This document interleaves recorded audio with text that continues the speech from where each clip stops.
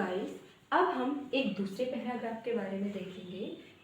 दूसरा पैराग्राफ भी गाइस हमारा सेम पहले जैसा ही है, ये थोड़ा सा मॉडरेट लेवल का है।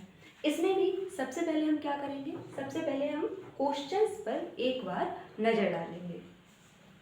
Why was the annual event a day of excitement for the writer? Annual event यानी कि एनुअल का मतलब होता है गाइस वार्षिक, इवेंट यानी कि समारोह। वार्षिक समारोह क्यों? A day of excitement guys, उत्सुकता का दिन। राइटर के लिए यानी कि जो लेखक हैं, ये जो हमें पैराग्राफ दिया गया है, ये जिसने लिखा है, तो हमें बताया गया है कि राइटर के लिए एक्साइटमेंट का दिन क्यों है? वार्षिक उत्सव। सेकेंड हमारा क्वेश्चन है in which one annual event was writer interested, यानी कि हमें उस एनुअल इवेंट का नाम बताना है, उस वार्षिक उत्सव का नाम बताना है जिसमें राइटर जो है उनको इंटरेस्ट है, जिसमें राइटर को दिलचस्पी है।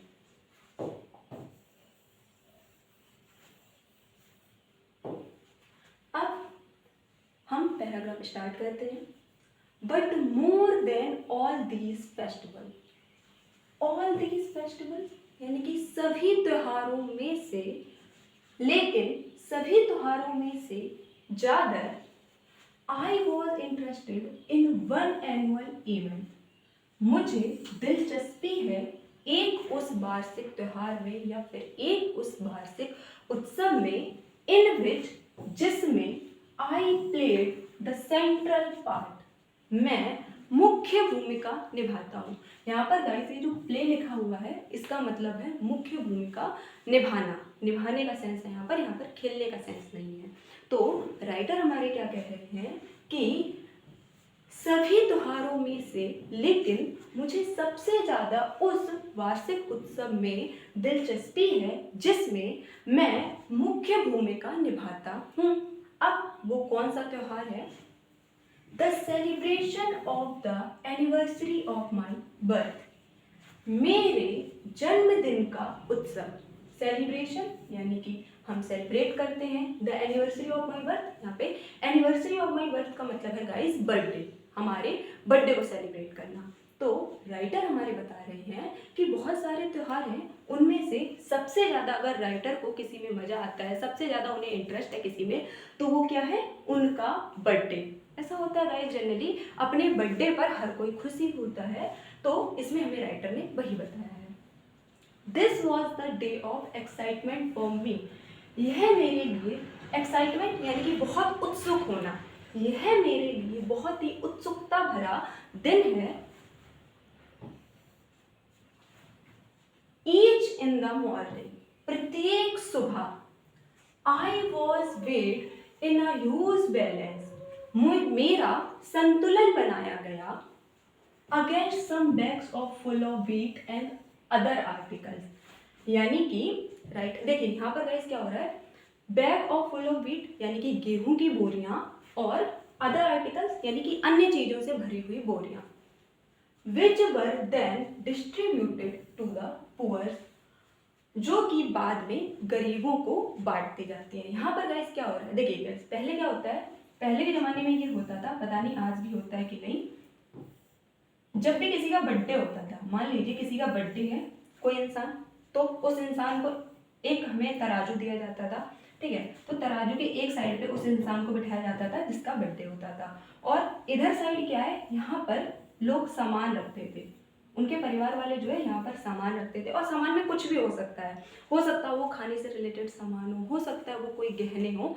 आपने कोई गाइस पुरानी मूवी देखी है? ऐसा पुरानी मूवीज में आप देखना, राजा महाराजा के टाइम पर ऐसा होता था कि किसी का बर्थडे है तो बर्थडे वाले दिन एक तराजू लाया जाएगा, जिसका बर्थडे एक तरफ उसको बिठाया जाएगा और दूसरी तरफ सामान रखे जाएंगे, और जब ये दोनों तराजू बराबर हो जाएंगे ना, यानी कि जितना इस बच्चे का वजन है उतना ही यहाँ पर जब सामान आ जाएगा, तो इस पूरे सामान को फिर जरूरतमंदों में बांट दिया जाता है। तो गाइस यहाँ पर जो राइटर हैं इसी चीज की बात कर रहे हैं कि सुबह सुबह मेरा ह्यूज बैलेंस यानी कि मेरा बड़ा सा संतुलन बनाया गया, जिसमें गेहूं की और दूसरे आर्टिकल्स यानी कि अन्य वस्तुएं थी, उनकी बोरियां रखी गई और उनको बाद बाद में गरीबों में बांट दिया गया। एंड देन, और तब, I arrayed myself in new clothes, मैंने खुद को नए कपड़े पहनाए, यानी कि यहाँ पर मतलब है कि मैंने खुद नए कपड़े पहने। एंड रिसीव्ड, और प्राप्त किए, presents and later in the day. Presents, यहां पर गाइस प्रेजेंट्स का मतलब है gifts. There was a party, party में I felt the hero of the occasion. I felt, मैंने महसूस किया, हीरो, हीरो का मतलब होता है हीरो, ऑफ द ओकेजन, यानी कि जो उत्सव था, जो समारोह था, उसका मैंने हीरो महसूस किया। यहाँ पर राइटर ये कह रहे हैं कि जब इतना सब कुछ हो रहा था, कि उनका वेट किया जा रहा था और वो सामान उन्हें दिया जा रहा था और उनको गिफ्ट दिए जा रहे थे और उनको पत्र मिल रहे थे, तो उस वक्त ना उनको हीरो जैसी फील आ रही थी, यानी कि उनको बहुत अच्छा महसूस हो रहा था। माई चीफ ग्रीवांस, ग्रीवांस का मतलब होता है भाई शिकायत। मेरी मुख्य शिकायत यह थी, was that my birthday come so rarely, कि मेरा जो बर्थडे है, मेरा जन्मदिन है, बहुत ही रेयरली, यानी कि बहुत कम आता है। यहाँ पर गाइस देखिए मतलब क्या है कि साल में कितने होते हैं, 365 दिन, ठीक है, और 365 दिन में बर्थडे केवल क्या आता है, बर्थडे आता है हमारा केवल एक दिन। अब वो दिन कोई सा भी हो सकता है। तो यहाँ पर क्या है, जब किसी का बर्थडे होता है तो उस दिन उसको बहुत अच्छा फील होता है, उसको बहुत अच्छा फील कराया जाता है। इस पैराग्राफ में भी राइटर को क्या किया जा रहा है, उनको प्रेजेंट्स दिए जा रहे हैं, उनको लेटर्स मिल रहे हैं, सब उनको विश कर रहे हैं, उनका वेट किया जा रहा है और वही सब गरीबों में बांटा जा रहा है। तो ऐसे ओकेजन पर राइटर को बहुत स्पेशल फील हो रहा है। इसी वजह से राइटर की ये शिकायत है कि बर्थडे इतना कम क्यों आता है, या बर्थडे इतना रेयरली ही क्यों आता है। इंडीड, वास्तव में, आई ट्राई टू स्टार्ट, मुझे शुरू कर देनी चाहिए, एजिटेशन, एजिटेशन का मतलब होता है गाइस आंदोलन।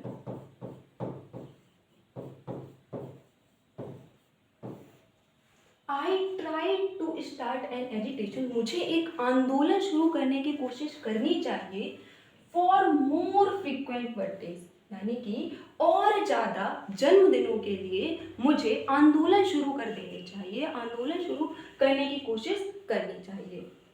यहाँ पर गाइस क्या है, मान यहाँ पर ना गाइस जो राइटर है वो अपने बचपन का एक्सपीरियंस शेयर कर रहे हैं कि बचपन में कोई भी बच्चा होता है वो इस बात से भी दुखी हो जाता है कि उसका बर्थडे केवल एक ही दिन क्यों आता है, क्योंकि उस दिन उसको बहुत ज़्यादा अच्छा फील कराया जाता है।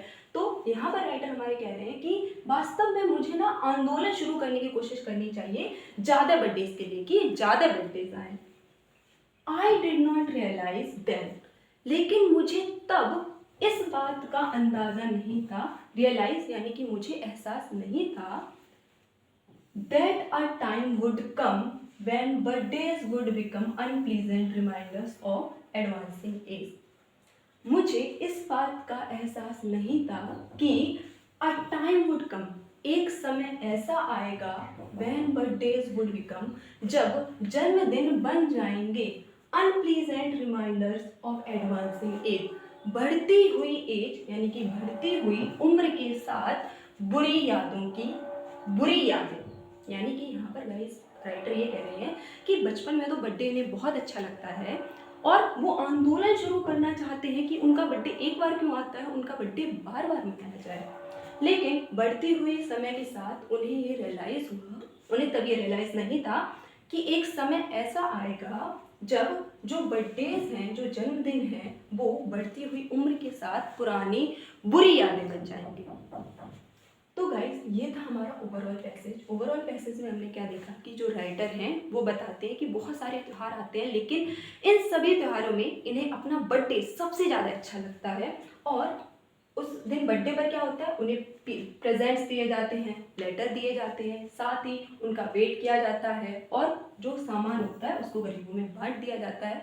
कुल मिलाकर ऑथर जो है उनको बहुत स्पेशल फील होता है, लेकिन बाद में क्या होता है, जब उम्र बढ़ती चली जाती है तो राइटर बताते हैं कि एक वक्त के बाद ऐसा टाइम आता है जब ये जो बर्थडेज हैं बढ़ती हुई उम्र के साथ बुरी यादें बन जाते हैं।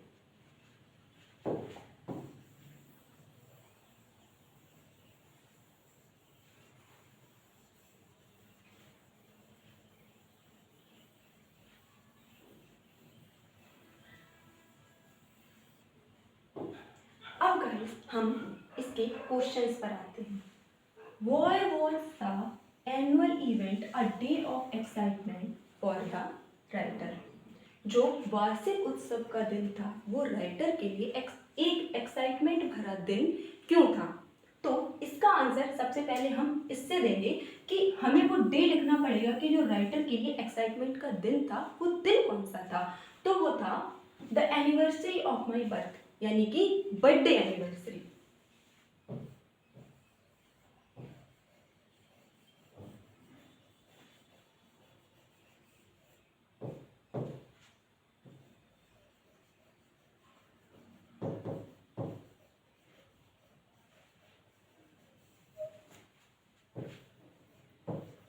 Birthday anniversary was the day of excitement.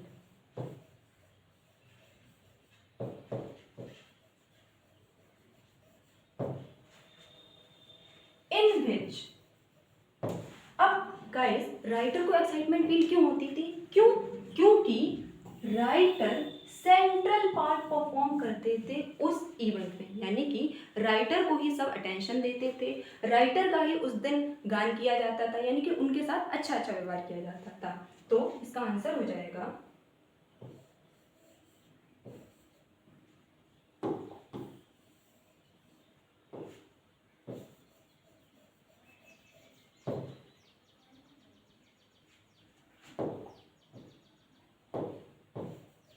in which the writer played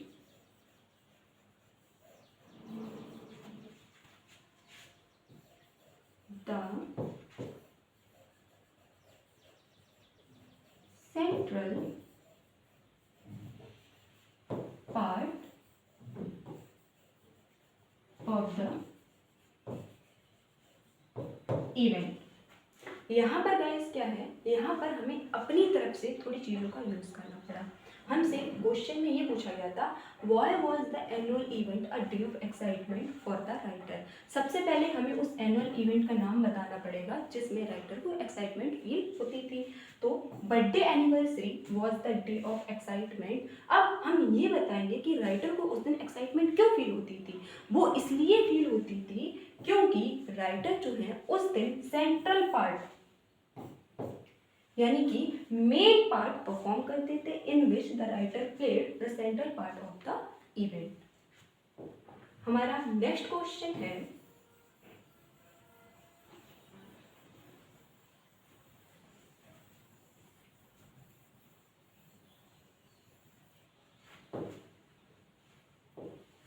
in which one annual event was the writer interested। in which का मतलब होता है गाइस कौन से, एनुअल इवेंट यानी कि वार्षिक उत्सव में the writer was interested, writer को इंटरेस्ट था। तो राइटर को सबसे ज्यादा इंटरेस्ट किस में था, हमें बताया गया है the anniversary of my birthday. So हम इसका आंसर देखिए कुछ इस तरह से लिखेंगे, the writer was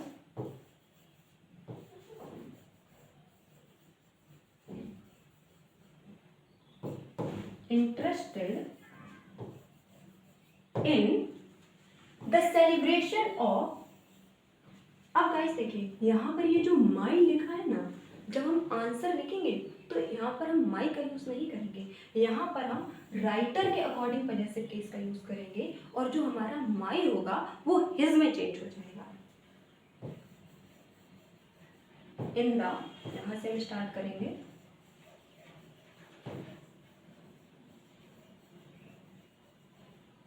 celebration of